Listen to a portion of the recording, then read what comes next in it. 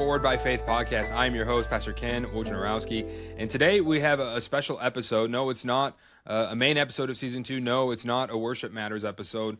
It is a shepherding-focused episode, and you might be wondering, well, what is that?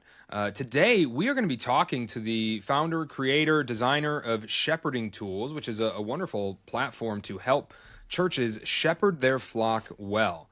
Pastor Jacob Gerber has been on the podcast once before, and he has a pretty high-ranking episode as far as the views go. People love hearing him talk. I like hearing him talk. And today, he's on the podcast again. Brother, thank you for coming on the podcast. Well, thanks. It's really good to be here, Ken. I can't speak to how many people like hearing me talk, but I suppose this will be a test for that, huh? Well, yeah, the Gerber name is gold in some respects. But you also are a 2-time assistant parliamentarian for the Presbyterian Church in America. Yes, sir. That was a great honor. I guess I've always liked systems, and for a while I'd been a professional parliamentarian and traveled quite a bit around the country, serving organizations and working with the National Association of Parliamentarians and the American Institute of Parliamentarians, and I didn't exactly understand the role that took in the PCA, but it's been a lot of fun to use some of that and serve the denomination. So 2 good General Assemblies, and it was a great honor to serve the last 2 moderators. And there's a plethora of memes that have come forward out of this. That may be my greatest legacy in life. I've told some people that I feel like it's all downhill from there. I mean, I don't know what could be better than some of those memes that came out where I'm in them. One of them, I have a halo, and yeah. I mean, other than the glare off my bald head, that doesn't happen in real life. So it's a wonderful image. It is, and I definitely made a commemorative sticker of one of those memes, and it is available for purchase on the Etsy store. Yeah. Yes, I sent you 2 of them. We don't know who the moderator is going to be this year, so Lord willing, you could go for a 3-peat. I'd love it. Go for a hat trick. If called. Wonderful. Well, hopefully your references go through. Don't put me down because nobody knows who I am, and I'm not a parliamentarian. But we're not here to talk about polity. We are here to talk about shepherding. Yes. And shepherding tools specifically. So why don't you tell us what Shepherding Tools is, and then talk to us about how we got to where we are. Yeah. So Shepherding Tools is a suite of tools, and there are kind of 2 main ones that are really functioning right now, and I'm building some others that are kind of still in beta. They sort of work, but there's a lot of bugs to work out, and I really want to get the main ones perfected, with especially rolled out to a native app for iPhones and Androids, and we'll talk about that a little bit later. But Shepherding Tools is a suite of tools that are designed to help pastors and elders and deacons and potentially some other members of your church to care for the church better. Obviously, for the officers, that's going to have a very specific role. But if you have a prayer team, if you have a visitation team, some things like that to care for people, and the basic insight is that I think as pastors, we do a lot. We talk to a lot of people. We try to serve a lot of people, care for a lot of people. And it's really hard to keep that all just up in our heads. And I think people create their own systems. I know I have.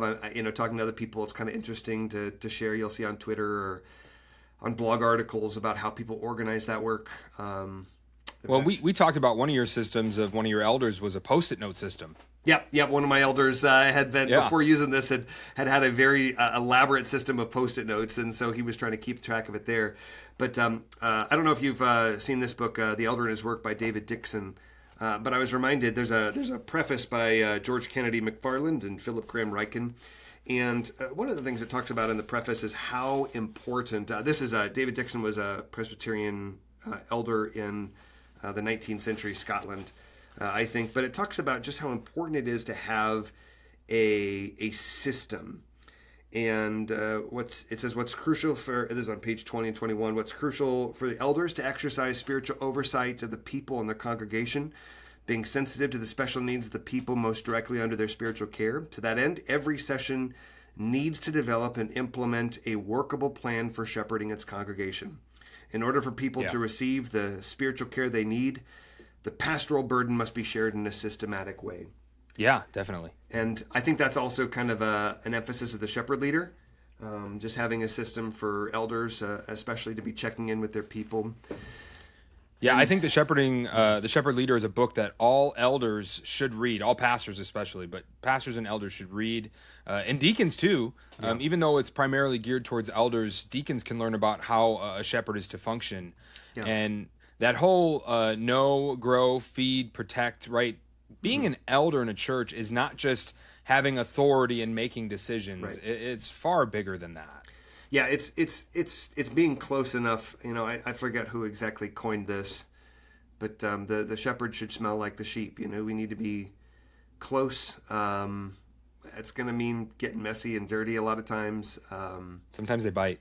That's our favorite, isn't it? But Yeah, it's a real part of it, and just caring for people in the way that Christ cared for his people. He was just always with the people. Well, there's a reason why sheep are a perfect metaphor for Christians, Yeah.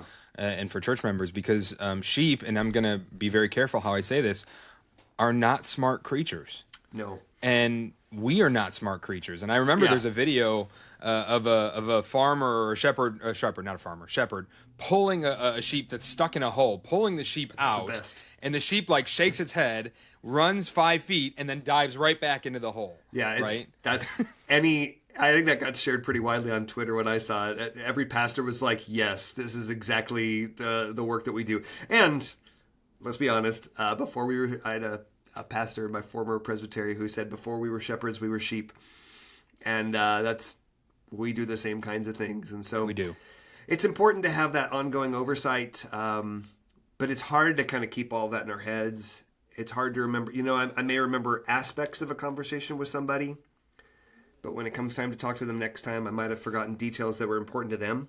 Something maybe shared about their mother or their children or something like that. Or I may forget when that last conversation was. So time passes, and our weeks are so week driven, or our schedules are so week driven toward the Lord's Day every week. And so sometimes, I remember, well, that happened on Tuesday, but then as I think back beyond to the previous weeks, 3 weeks feels like 6 weeks, feels like 12 weeks. And, oh man, has it really been that long since I've contacted that person, since anyone has contacted that person? And where I've seen this get into trouble is where people have drifted and no one caught it. And suddenly it was, well, when was the last time you talked to that? I don't know. When was the last time you talked to that person? And we realized no one's talked to these people for a long time. And you might come to find out that something major had happened in the course of their life that no one knew about to come alongside them and shepherd them. Or they started dabbling in, I don't know, Roman Catholicism, or dabbling in some other destructive heresy, or some other major significant thing that has drifted them away from the church, some sin or something like that. And no one knew it to sort of nip it in the bud. And so here we are 10 weeks later, 20 weeks later, trying to put toothpaste back in the tube, and it's a little too late to do that cleanly. And not only that, but sometimes members or sheep go through a tragedy of some sort, so the loss of a parent, a friend, or something like that.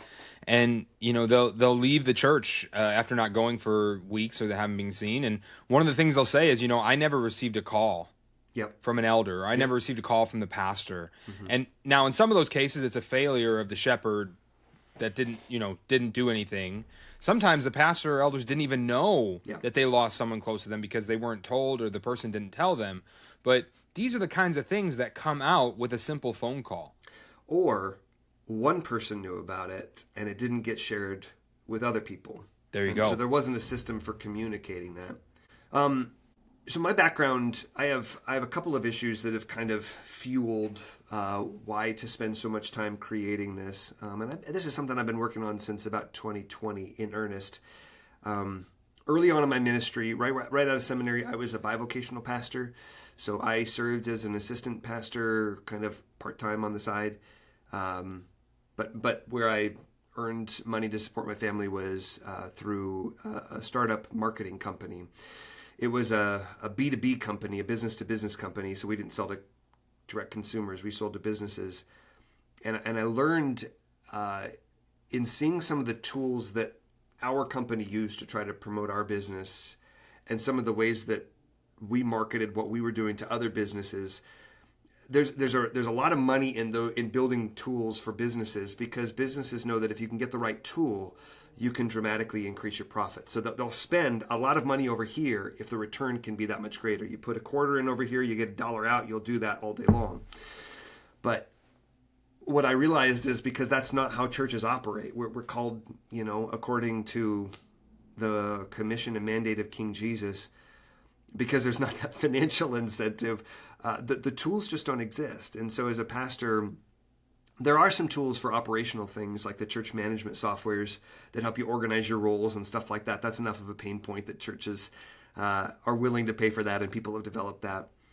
But, right, like member lists, membership software. You can see where the members are, their information, that kind of stuff. Exactly. Or even tithing, giving, Yep. those kinds of things. Yeah. And that does have a financial piece to it, which is why there are companies who have built that, because you can get a little portion or commission off of each one of those donations.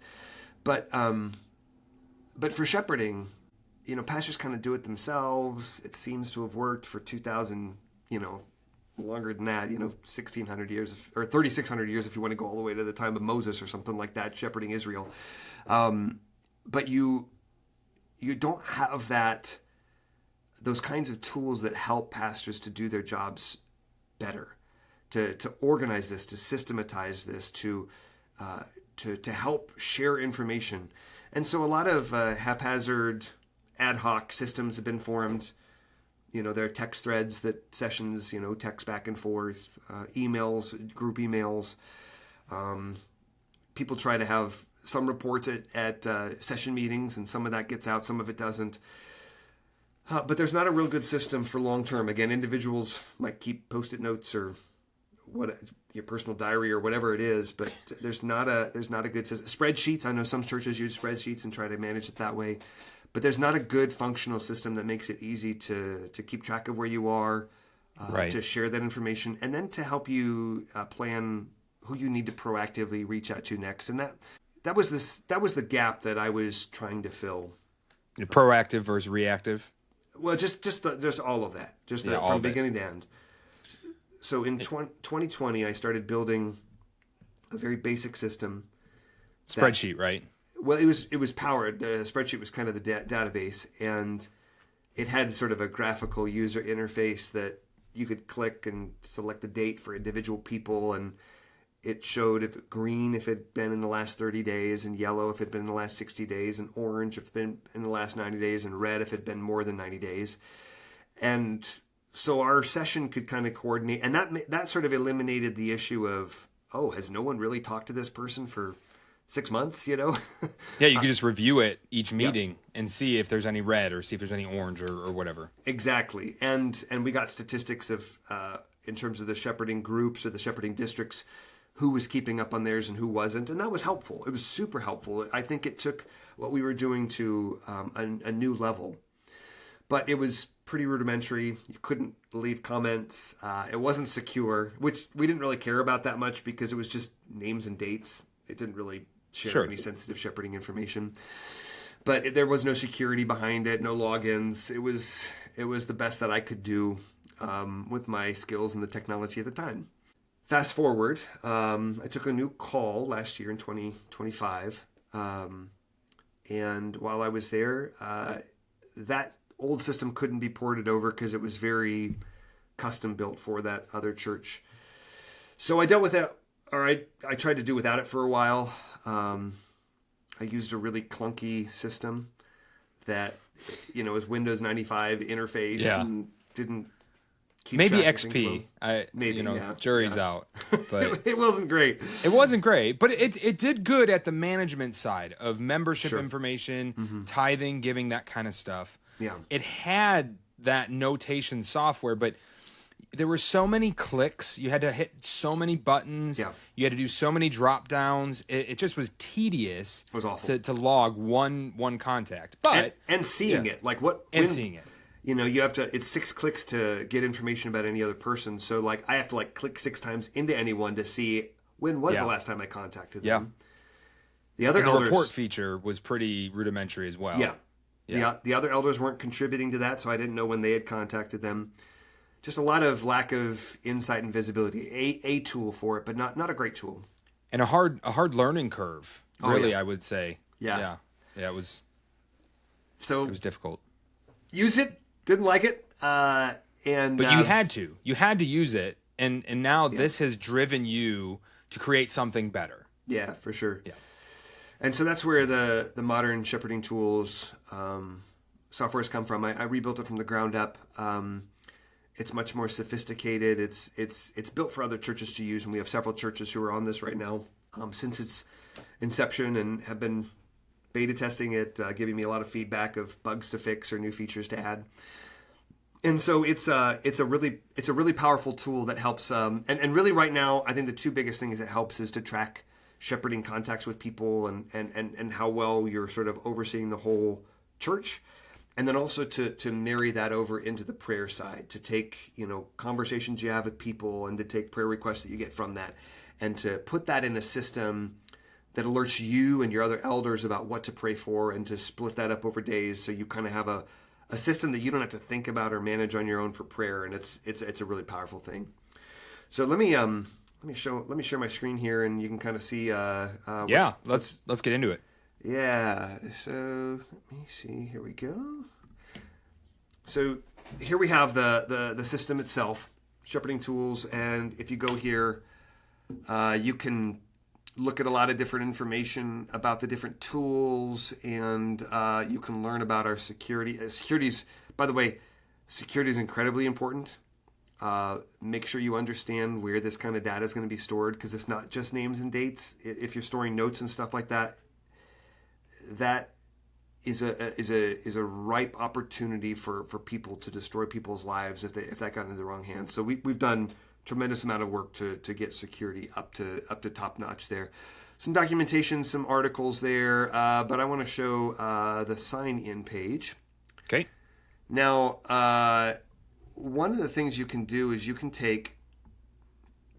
I have some demo login information here, and so you can take this and there's a demo password right on this page. So you just go to the sign-in page, and all of the information is here. So basically, you're saying you can go to this website and you can log in, and then you can do a free demo of the entire software anytime. And it's built where play around with it, kick the tires. All the data is reset every couple of hours, so you can type in notes, and it's not going to be saved or persist or anything like that. It's meant to see how it works, and then to reset it to let the next users do that. So click and sign in here. We're going to get into this, and I'm going to go over to people. And right now it has urgent first. So these are the people who have not been contacted. But I want to, just to show you better, at the top, that's the urgent first, those who haven't been contacted first. But I'm going to shift to the A to Z so you can kind of see a wide range of what's happening in a church. This is meant to show both people who haven't been contacted as well as some who have been recently. That's just the demo data. But on this initial screen, you can see a lot of things happening. I don't want to overwhelm you, but it's pretty simple once you see the things. First of all, you have the people here, and you can see there's phone numbers. If you click these phone numbers, it's going to pull up on your phone to be able to call that directly, so you don't have to go back and forth between your church directory and whatever. You can just click it and go. Emails as well, same thing. If you're on a desktop and you click that, it'll pull up your email software. We have districts enabled, so you can see the district that this family falls in. These are alphabetized districts, which I think work really well, but you can also customize those.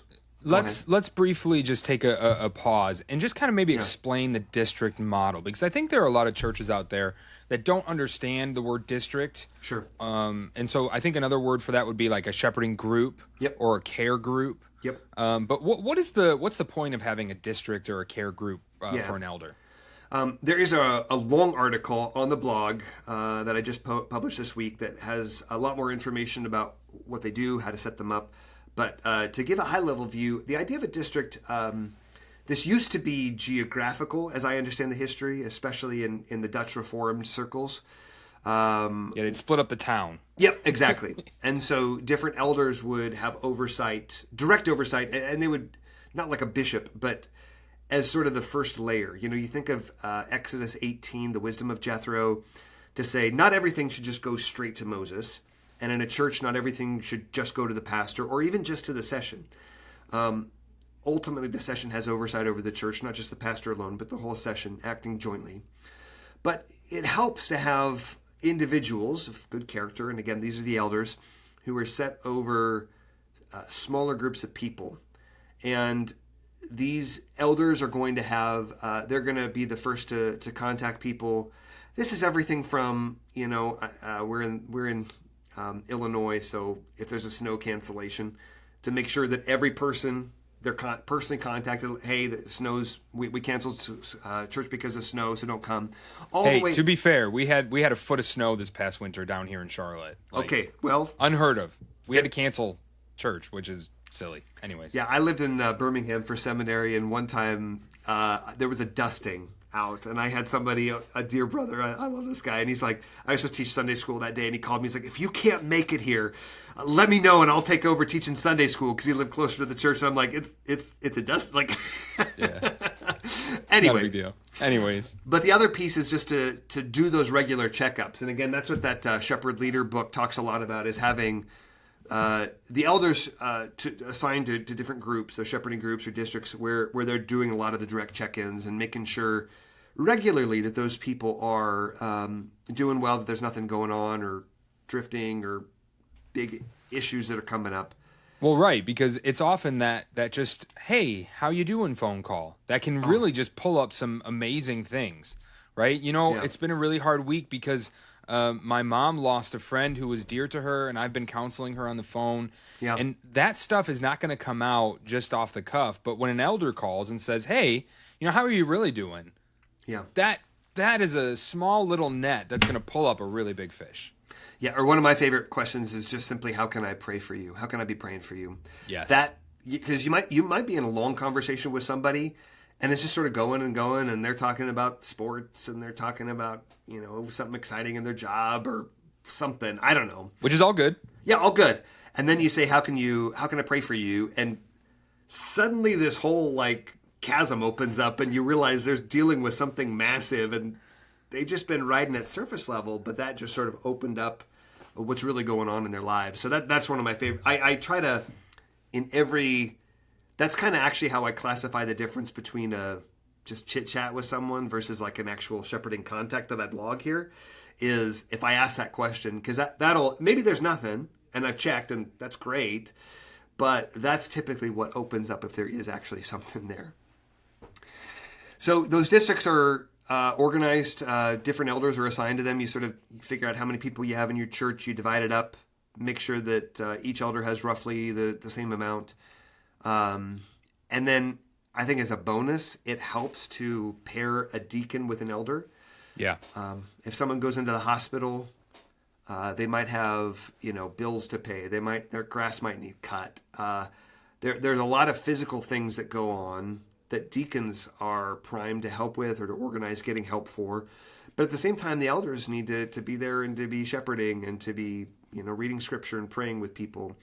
So those are helpful to have people do those things in tandem, so they're kind of have a working relationship about a specific district and working together. That's my current church has had that set up. It's an old Dutch Reformed congregation, so they've had that set up since, I don't know, maybe since they immigrated from the Netherlands. I didn't invent this, but it works really, really well, and I'd highly recommend it and promote it. So here you do see the districts listed out on this screen if you have those set up. But you also see how long it's been since a particular family's been contacted. So over here on the right side of this, you see that Charles and Ruth Aldridge, that was 7 days ago. Michael and Jennifer Barker, that was 4 days ago. But you get to Kevin Bradford, and you see that was 78 days ago. And you can see the different colors. Green for the last 30 days. Orange means, and you can sort of look over at this little dashboard over here, this little indicator of statistics of how many different families are in which category. So like a heads-up display. Yep, exactly. And so you can it's like a see what's the status of the church as a whole. And so how many recent, how many in this check-in of up to 60 days, how many overdue up to 90, and then urgent beyond 90 days, or never have been contacted. But you can scroll through here, and again, that's where this urgent tab is nice, because if you're just wanting to do on a given day, what would be helpful for me to do today? You click urgent, and you can see all the people who have been never contacted, or it's been a long time since they've been contacted. And those would be the people that you'd want to pick up the phone and do that check-in call and just what's going on? How can I pray for you? That sort of a thing. So you have all these people listed here. If you want to filter by a list, so there's an elderly shut-in list, and maybe you want to see your elderly and shut-in, and this just pulls them right up. You can drop that off there. There's also a to-do or a reminder tab. So to-dos, if you're calling somebody and you say, hey, I'm going to do this after I get off the call, make sure you add that as a to-do and check it off when you actually get it done. Reminder is when you say to somebody, I will follow up with you in 4 weeks about this. Well, that's a hard thing to remember. And you don't necessarily want it cluttering up this dashboard over here. So you set a reminder to appear, and it'll be invisible until 4 weeks or whatever date you set. And then it'll suddenly appear when it comes the time due for that reminder to pop up. And so you won't forget about it. It's just all stored there. Well, and that's, I think, a really helpful feature, because as pastors, right, we often speak to almost the entire congregation on a Sunday, right? And someone tells us something in passing, right? Hey, I've got a surgery in 5 weeks. You'd be like, yes, okay, I'll pray for you in that, and then you forget. You don't even have a Post-it note. It's rough, yeah. Yeah. Take out your phone and just put it in there and say, hey, thank you. I'm going to put this, make a note right now. Yep. And, you're not being rude by taking out your phone while they're talking. You're just taking a note, you're putting it in there, and it's going to pop up. It's great. And it's there's this little capture button I'll show you right up here. And you can do exactly that. So let's do Kevin Bradford. Let's say he's got a surgery coming up. I'm going to put that actually just next week so it shows in a particular area. So that's next week from when we're recording this. Kevin has surgery scheduled. So it's a one-time event as opposed to, and every year you might want to do, if someone's spouse dies, you might want to have that reminder to have a significant date. Maybe just a note or start a sequence is a little That's a huge feature. Yeah. Because that losing a spouse is going to be a really tough thing to deal with, not just after it happens, but every year on the anniversary. Yeah. Putting that kind of reminder that comes up and set it once, and you don't have to forget it, and you can remember every single year. That's great. Yep, it helps a lot. So you capture this for Kevin, so you can see it's captured, and then we're going to close this out. Now I want to show you. So this is we're going to come back to Kevin and his needs in a little bit, but I want to show you. So let's say for Kevin, let's say that came out of a call. So I want to click this. I want to either go to here, and now I'm in Kevin's profile. So you can see a few months ago, Thomas Briggs, one of our elders or deacons, I can't remember who Thomas is, but called him apparently. These are made up people.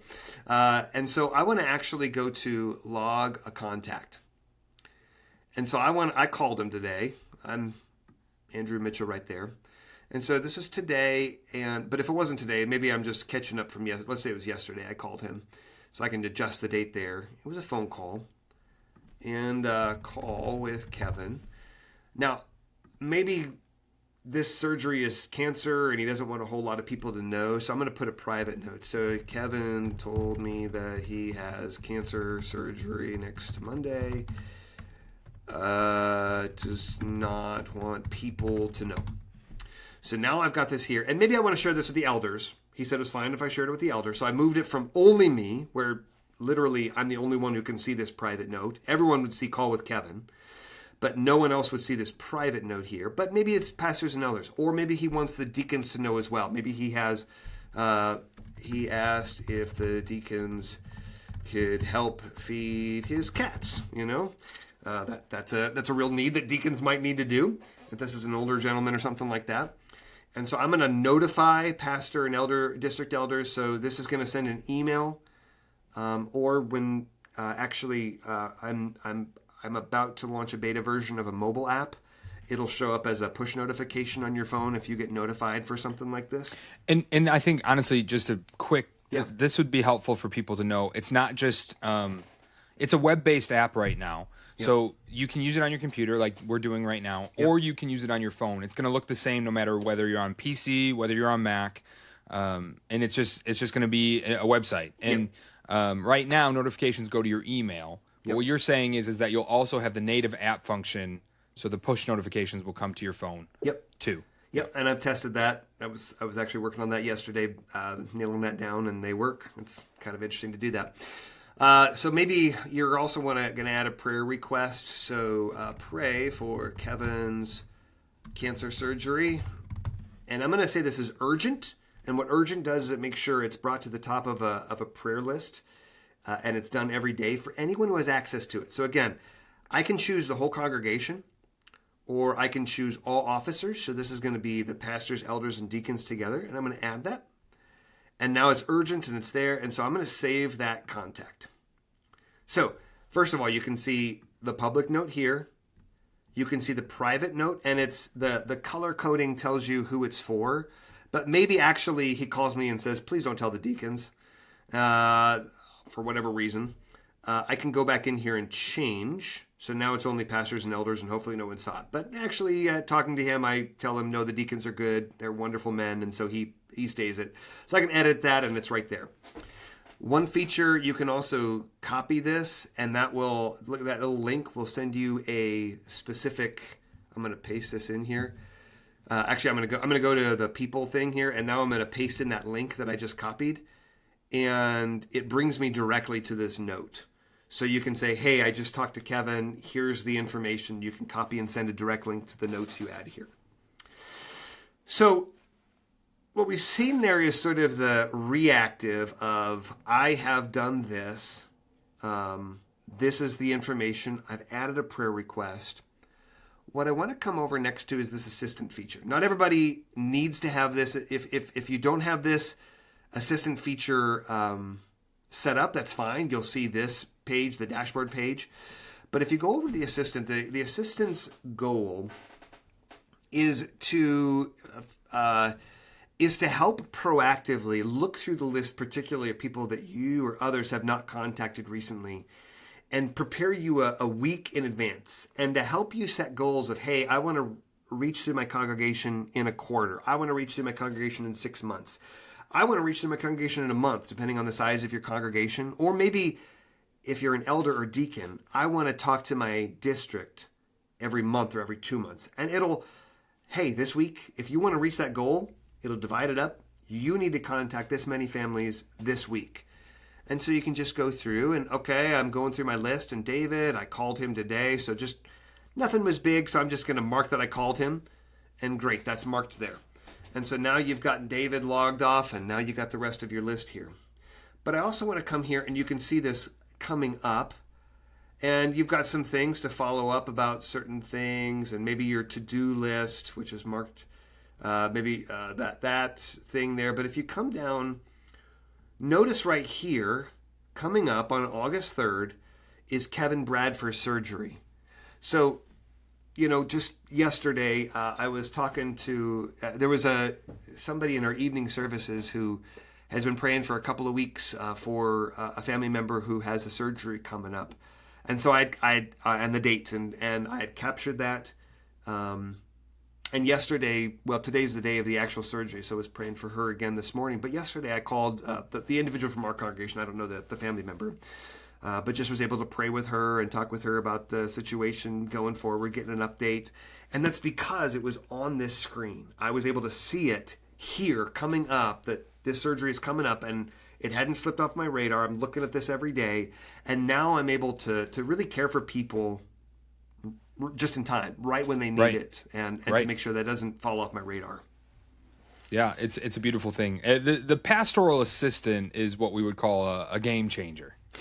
I think so. It's been helpful for me in huge ways. Yeah. Well, and we talked about this earlier briefly, proactive versus reactive, right? Mm-hmm. When we're logging things, it's reactive. We did it, we logged it. Mm-hmm. And that's good. That's a good thing, right? Proactive is also good, helping you to focus on what to do next. Yes. Yeah. Big deal.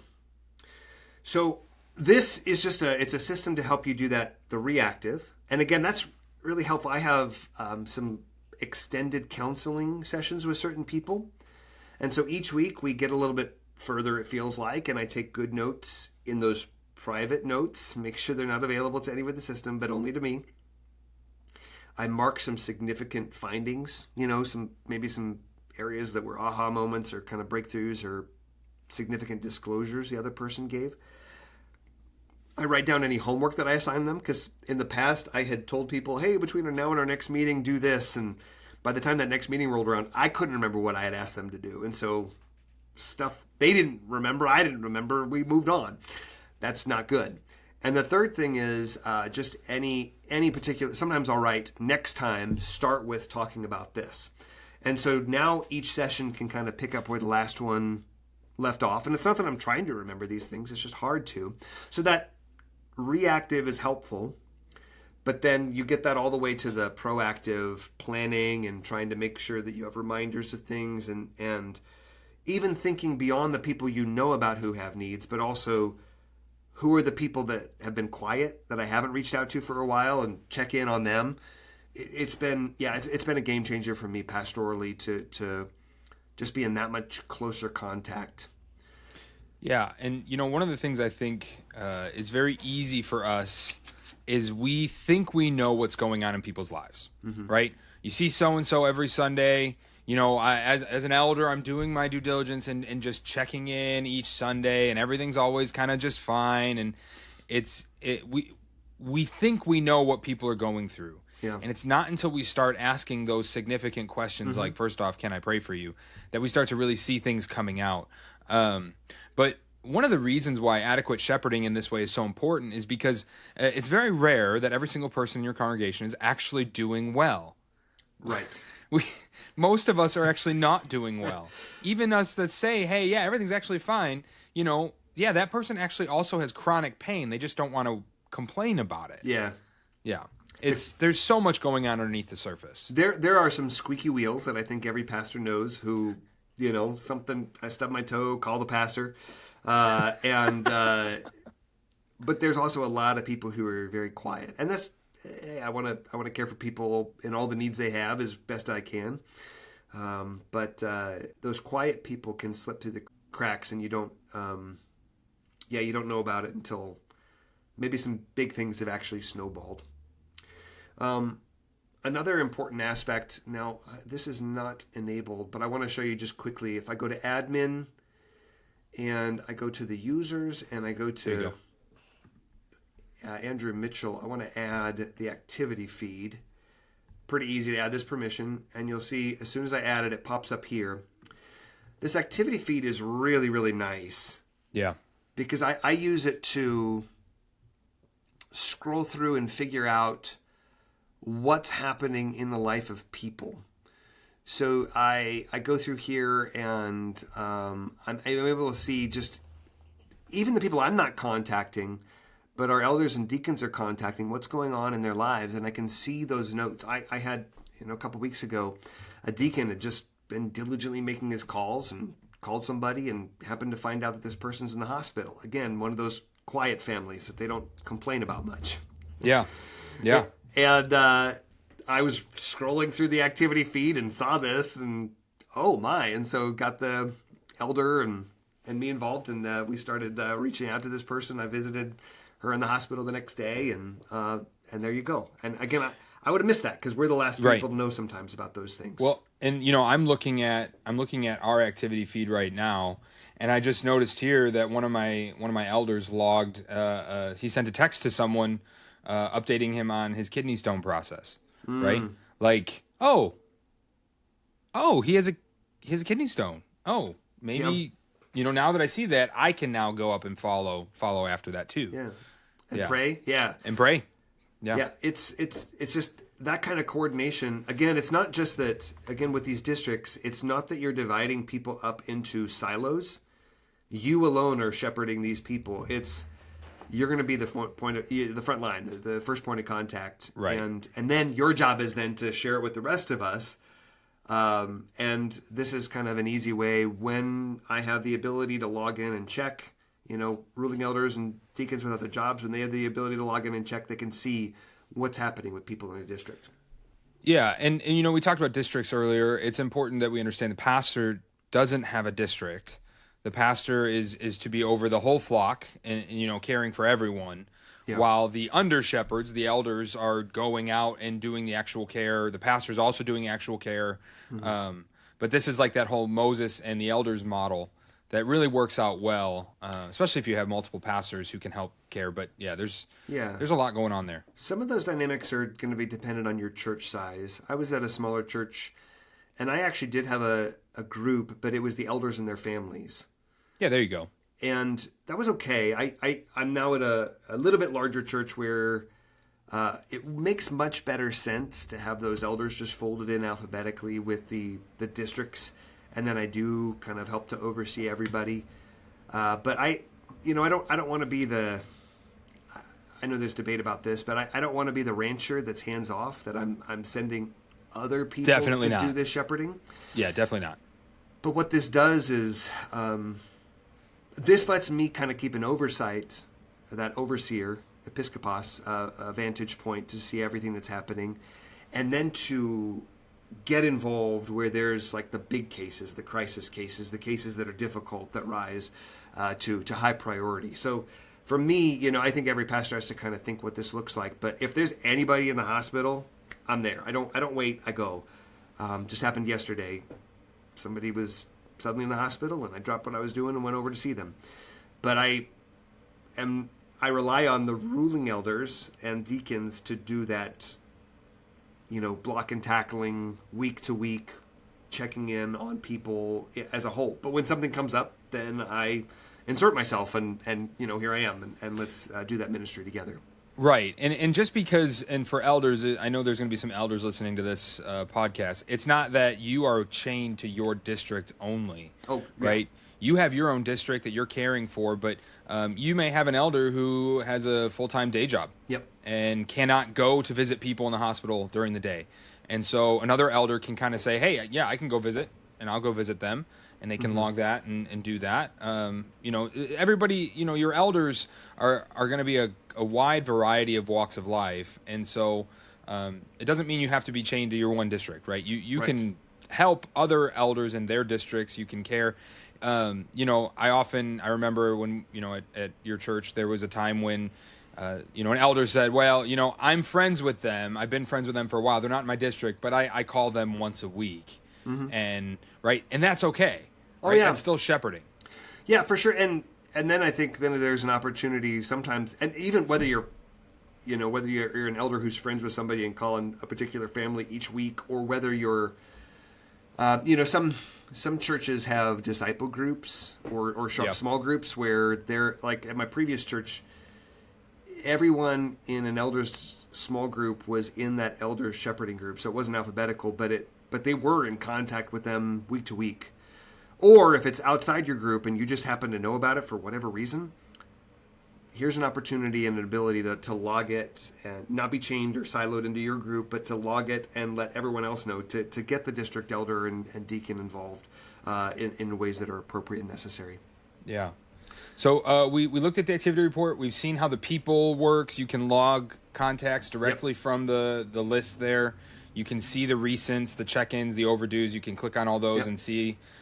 What about, we talk a lot about one of the reasons this tool is so effective is not just because you can keep track of everything, you can do everything, but there's an accountability for shepherding. Thank you. So why don't we talk about the report feature? Yeah, the reporting is really helpful. If you go over this report tab, first of all, it's going to give your church the status of where things are at the moment. And it's also going to break it down. You're going to get activity reports for each elder or deacon or visitation team member. How many contacts have they made? Or the district coverage for that quarter to date. Over this quarter to date, how much of their district have they started? Now, we happen to be just a month in, so it's a little wonky right now. But you can see kind of a district breakdown here. As you're preparing reports for session meetings, for deacon meetings, for whatever, You can select, maybe I don't want to include ministry leaders, or I don't want to include deacons, or maybe this is a deacon meeting and I want to only include the deacons. I guess we found out Thomas Briggs is a deacon. There we go. Yeah. So, but for a session meeting, pastors and elders. And what's nice is there's this export and concise format. I mean, if you want to look through and see all the details of what people have done, you can see that, and that you'll get the notes included in there. But if you just want to, for your session meeting, it helps to have this concise report that just says, here's what the different elders have done over the last month or quarter. You can change the dates. Let's do month to date or last month. You can see kind of what that's looked like. And I think men are often competitive, and so like having a scoreboard, there's just sort of a built-in accountability of like, well, I don't want to let my brothers down. And Yeah. I've had a couple of elders say, yeah, I was competing with you this month, and and that's great. That's great. That's, it's what does Paul say in Philippians, whether some do it from rivalry or whatever, Christ is proclaimed, and in that I rejoice. There's no rivalry on our session. I think that kind of a thing is a friendly way to just encourage, because, these are hard things to do. Not everybody, when in my previous bivocational work, I did a lot of cold calling. I was in sales. And so I learned smiling and dialing, You smile, you dial, and you just keep doing it. And you get no's, and it's brutal. And after a while, you kind of lose your call fatigue. But some people, they're fantastic elders, but picking up the phone and making those calls are kind of anxiety provoking. But this is a way to encourage that and motivate that in a healthy way, I think. Yeah, and I think, one of the other things that I've heard of, you've said some of your elders do, I know one of my elders does, is, he'll take long trips, and he'll just start dialing people in his district. Yep. Start calling them. I think one of your elders said, he had a regular commute every day or something like that, and so he would just start dialing.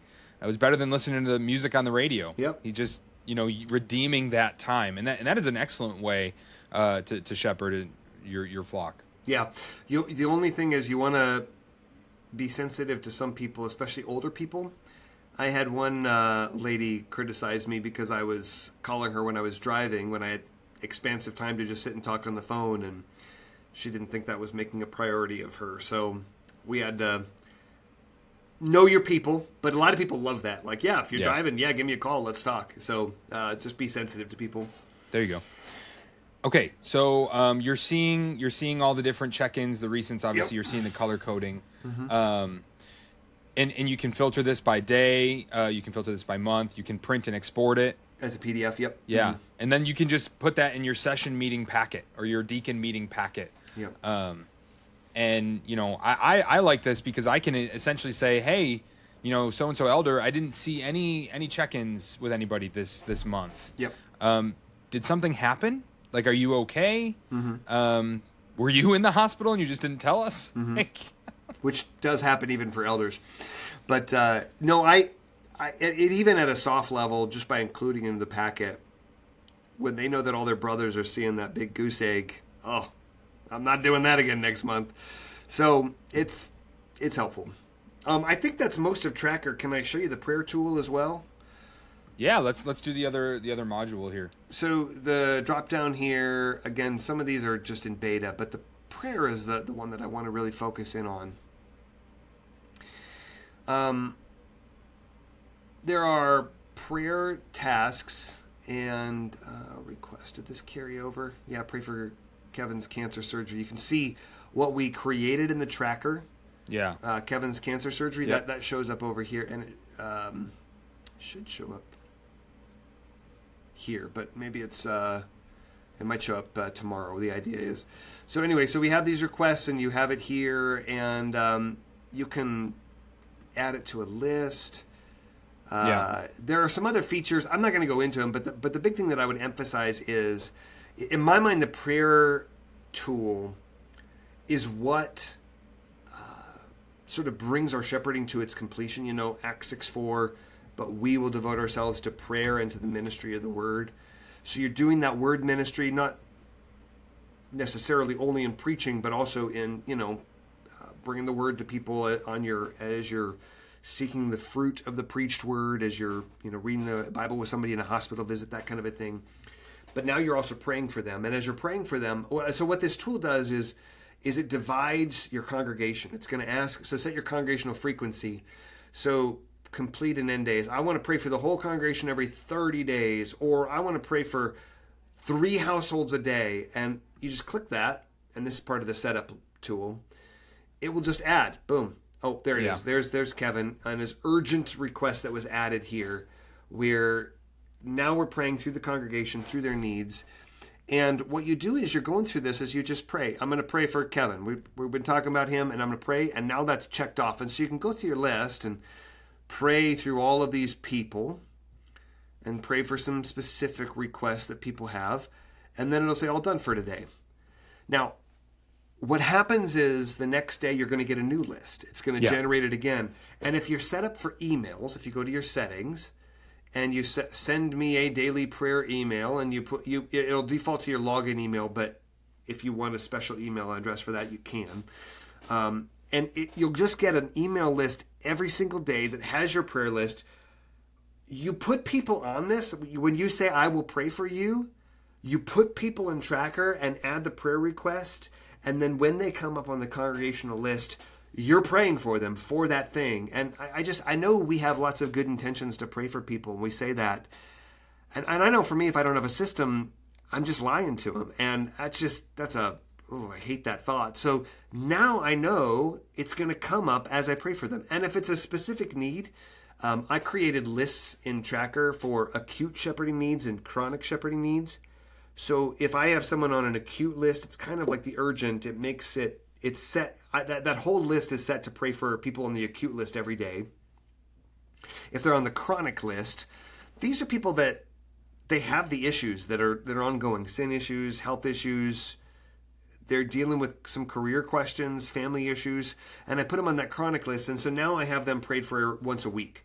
And so now I'm every week, not just waiting for when they come up on the normal congregational list, but every week I'm praying for those people, for those needs. And now I literally am fulfilling that obligation to do so. So to me, I think it's a game changer. I think for me, for my prayers, this has made me a more faithful pastor in praying for my people and remembering all the needs of the flock. And I also will sometimes be praying for people, and I'll notice a prayer request that I wasn't aware of.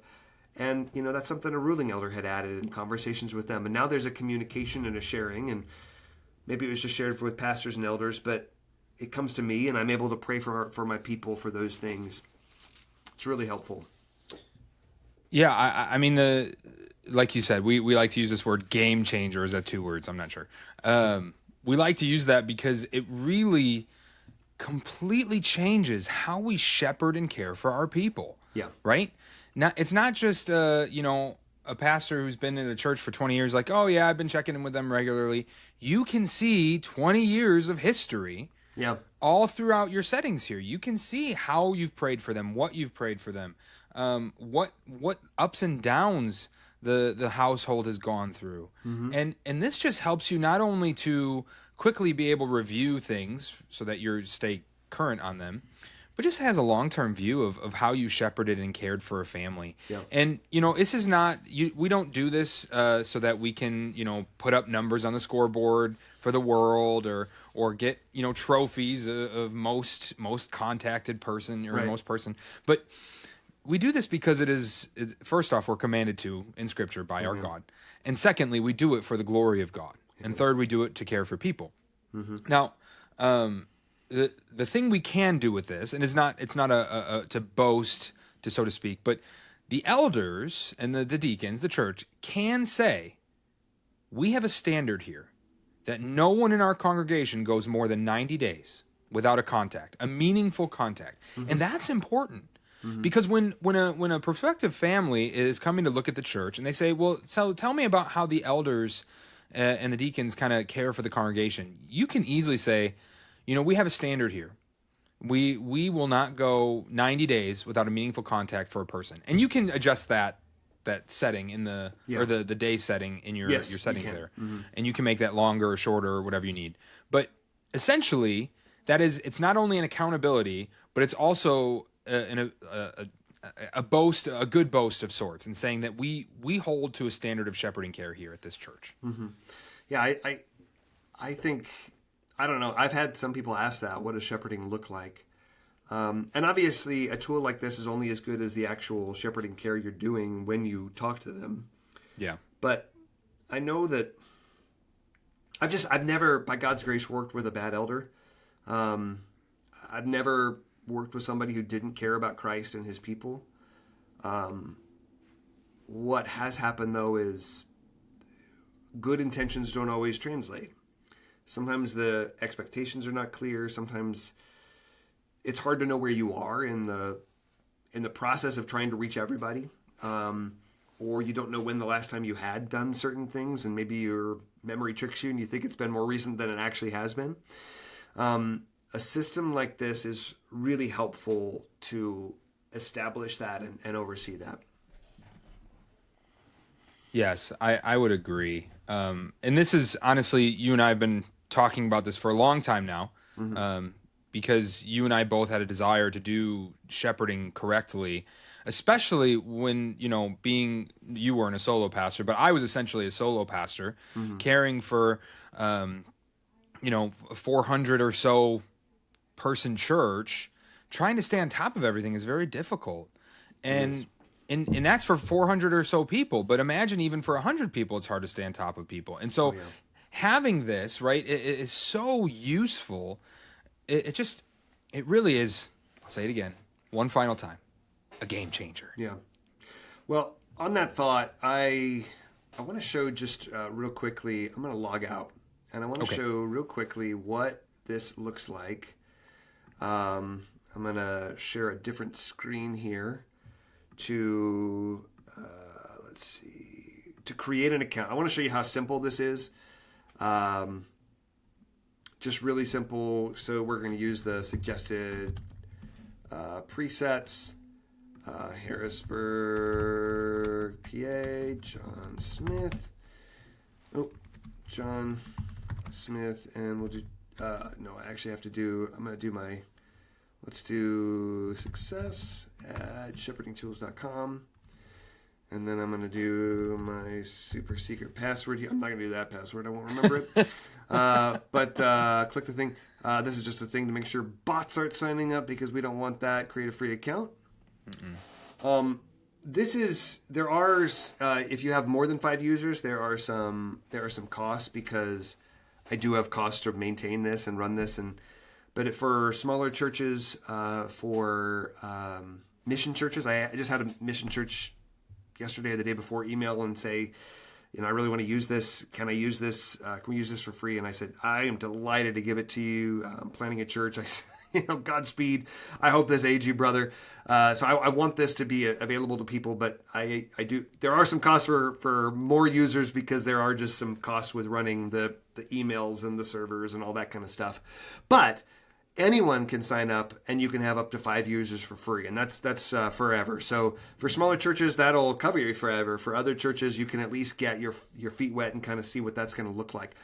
So, and if I would be remiss in saying that adequate shepherding software like this could easily be way more expensive, hundreds of dollars a month. Oh yeah. Yeah. This is relatively small. Yeah. I'm trying to keep that pretty normal. So I want to show you what this looks like. This is the email that you'll get. Thank you for signing up for Shepherding Tools. Click the link, and you'll click that. And let me switch over.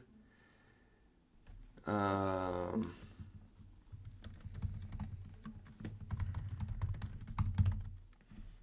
me switch over to this. And now it's...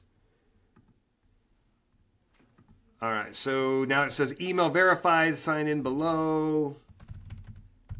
Now my super secret password there. And now you sign in, and it's going to help. It's going to give you a little setup wizard. So set up your church profile. So obviously Presbyterian Church in America, PCA. I'm just going to leave that blank. Where you are, Chicago. You can set those days here. Like if you don't want to do 30, 60, 90, if you want a different thing, that's fine. But I'm going to save those settings. And when I come back here, you can see that's checked off for you.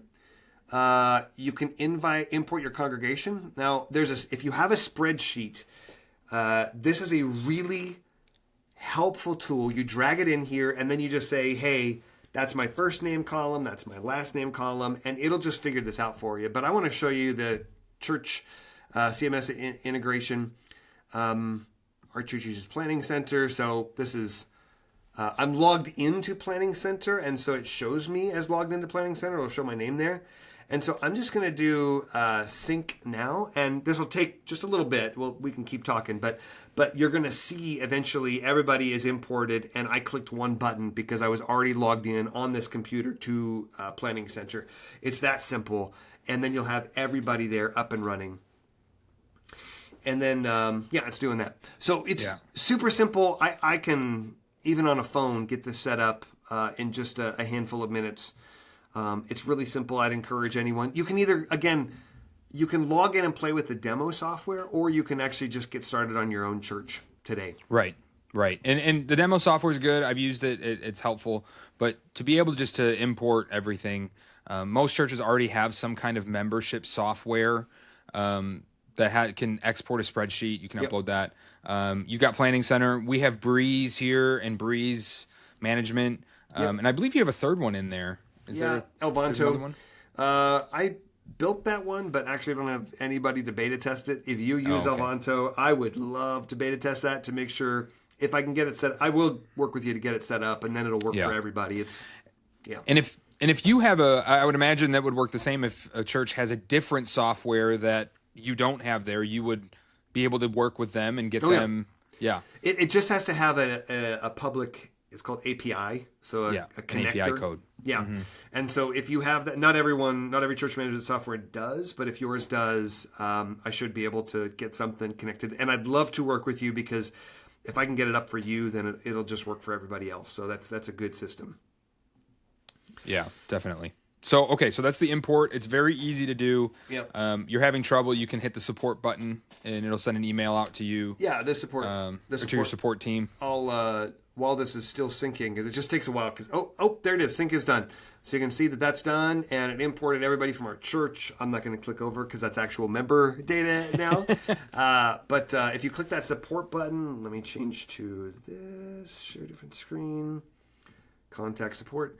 So let me show you. So this is over here, and you can see what it's about. And I would just say, please use this. I have a couple people who've started to send me support requests. It's so helpful. I don't see everything you do. I have a sophisticated ticketing system, so I can track all of these issues and get them fixed as quickly as I can. And then once I fix it for you, it fixes it for everybody. There's a growing shepherding tools community, and it's been a lot of fun to be a part of that and to have people help, so it fixes it for everybody else. Yeah, it's a good feature, especially because things happen, bugs happen, right? They sure do. Need to be fixed. So, this has been extremely helpful, I hope, for people. Is there anything with the app that you want to talk more about? Did we cover everything?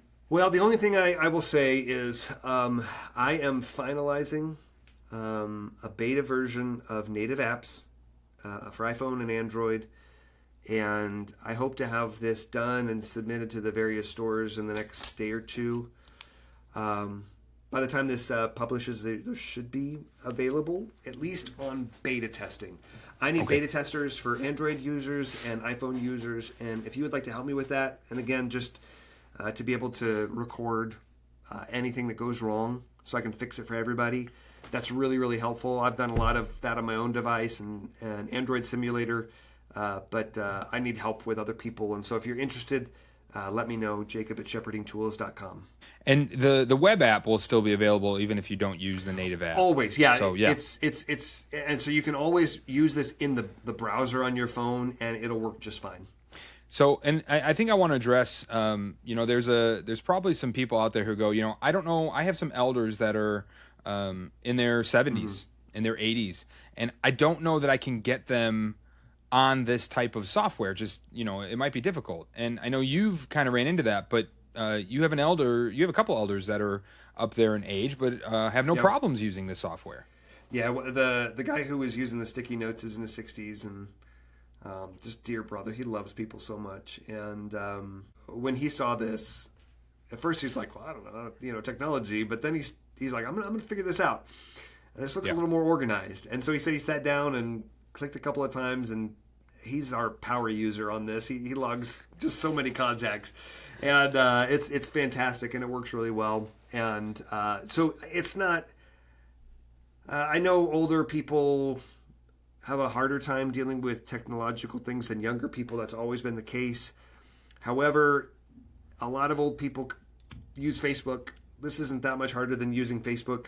It's actually easier than Facebook. Yeah, so it's if you're able to post things and hit submit and type things out, it's really, really simple. Well, and I know that it's, even some elders maybe have eyesight issues. And so doing this on the phone, I wish we could go back to phones with physical buttons, please. I had no typos with physical buttons, ever. And I could type fast. But I know one of my elders has said, it's great that I can do this on the computer. What I do is I take notes throughout the day on my little notebook, and when I get home, I import, I put all my notes in, right?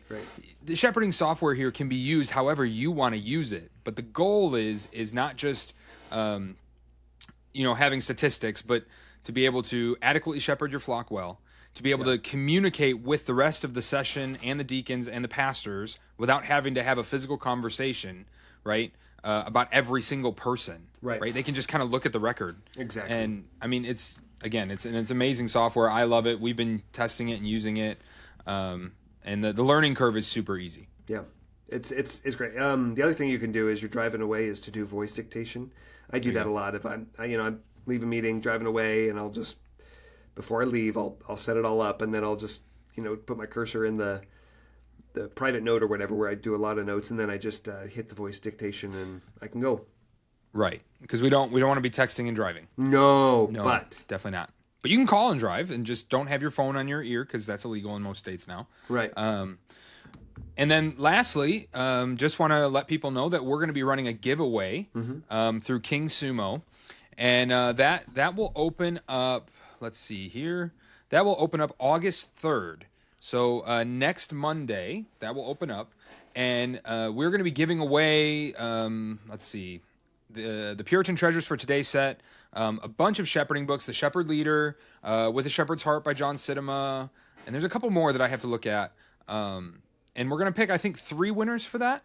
Basically, the goal here is we have an amazing software before us, and now we want to tell the world about it, right? So you sign up with your email, you're going to get entered to win these books. You'll be able to get entries for visiting the site, for logging into YouTube or logging into Facebook, logging into Twitter, liking posts, things like that. The more entries you get, the more better chance you have to win.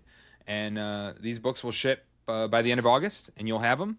And then, you can share them with your church, with your friends. And you don't have to be an elder or deacon or pastor to enter this. Right? But if you are a church member and you're listening to this, I would encourage you to tell your pastor, tell one of your elders, or tell your deacons about this software. Because as a church member, you would probably know firsthand whether or not your elders or your deacons are shepherding you well. I remember talking to a friend of mine who said, I haven't received a meaningful contact call from any of my elders in 20 years. And you say, well, I talk to them at church all the time, but I've never received a contact from them outside Sunday morning or Sunday evening. So as a congregant, if you're listening to this, you listen to the Forward by Faith podcast, you came here because you love hearing Jacob's voice, and he's just a big driver. Hi, Mom. Hi, Mom. If you're here because of that, man, woman, teenager, whatever, tell your parents, tell your elders, tell your deacons about shepherding tools, because this is the kind of software that really just makes it easy to adequately care for the entire flock well. And that's what officers are called to do. We're called to care for Christ's church. And this software helps us do it. Amen. Alrighty. Any parting shots? Anything else we missed? Shots, no, but exhortations, yes. I think just brothers, remember your labor is not in vain. This is important stuff, and boy, I know as well as anybody how much this can be a lot, and it can be pretty heavy. But the Lord is our refuge, and He is the chief shepherd of the sheep. And, I should have started with this, but in that exhortation in 1 Peter, he gives a warning to warn about the wolves. Yep. And he also gives an encouragement that when the chief shepherd appears, he will with him bring the unfading crown of glory. And so your labor is not in vain. This is really important work that we do. Press on. Press on. Forward by faith. Thank you for listening. Hope this has been helpful for you. Check out the giveaway page. Check out Shepherding Tools. Go play with it, right? It's a great software. Go play with it. And we hope that you continue to be blessed and that your work, whether you're a congregant, whether you're an officer or whatever, that all of your work would be done for the glory of God.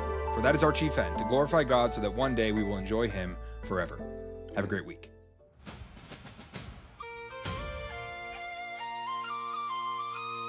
Onward, onward, onward,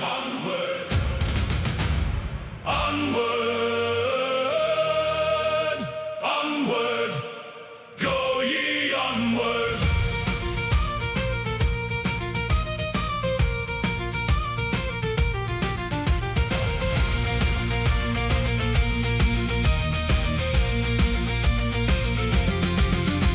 Stalwart, mighty, let us soldier on. Sharpen your swords, put your armor on. For our Father we march, hear our battle cry. Forward, ho, Christ, or else we die.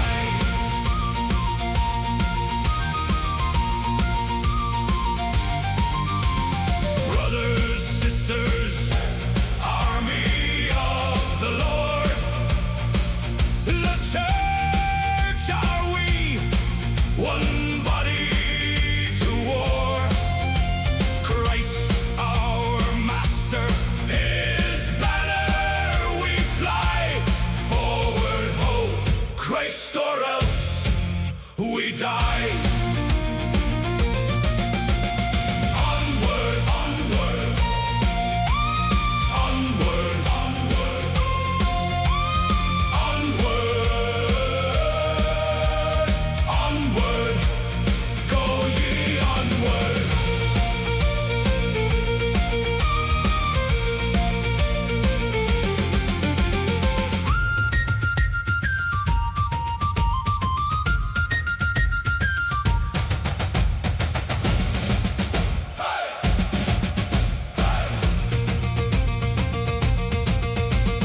Faithful, fruitful people of God, we go spirit-led where the saints have trod. Spurred boldly ahead, we will not divide. Forward, ho, Christ, or else we die. Onward, onward, onward, onward, onward, onward, go ye onward. Hey!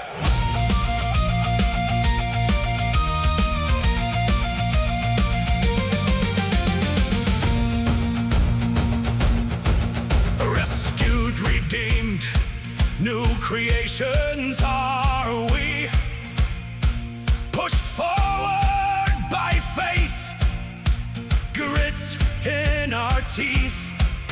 Godhead, crusaders, against sin we fight. Forward, ho, Christ, or else we die.